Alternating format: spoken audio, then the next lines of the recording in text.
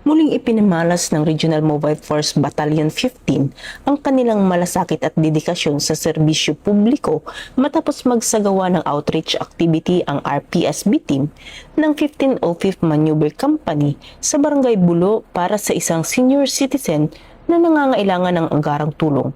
Ang aktibidad ay bahagi ng patuloy na pagsisikap ng kapulisan na mailapit ang serbisyo sa mga mamamayan higit sa nangangailangan, lalo na sa mga nakatatanda, may karamdaman at nasa malalayong komunidad.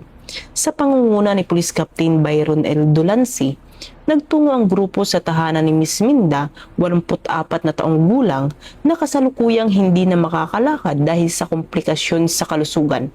Sa ilalim ng programang Pinag-ay 180 Kailian, naghatid ang RPSB team ng wheelchair, grocery package at mga pre-love clothes sa matandang residente. Sa kabila ng hirap ng daanan patungo sa lugar, hindi ito naging hadlang sa grupo upang maihatid ang kinakailangang ayuda at pag-aaruga. Sa pamamagitan nito, maipakita ng kapulisan na ang serbisyo publiko ay hindi lamang nakatuon sa pagpapanatili ng kaayusan, kundi pati sa agarang pagtugon sa pangangailangan ng mga mamamayan.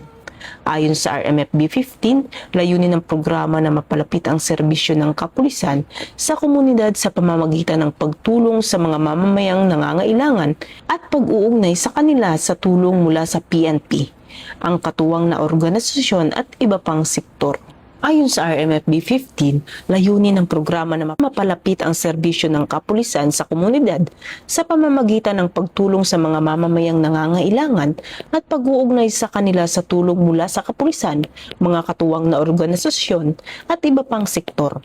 Binigyan diin ng RPSB team na ang pagtutulungan ng kapulisan, komunidad at pribadong sektor, mas mabilis na maaabot ang mga mamamayang nangangailangan ng tulong, malasakit at pag-aaruga. Sa ilalim ng bagong PNP para sa bagong Pilipinas, patuloy na isusulong ng kapulisan ang serbisyong nararamdaman, serbisyong umaabot sa tahanan ng mga mamamayan at nagbibigay pag-asa sa mga higit ng nangangailangan.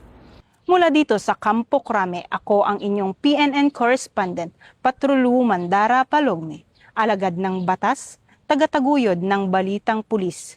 Ito ang bagong PNP para sa bagong Pilipinas, serbisyong mabilis, tapat at nararamdaman.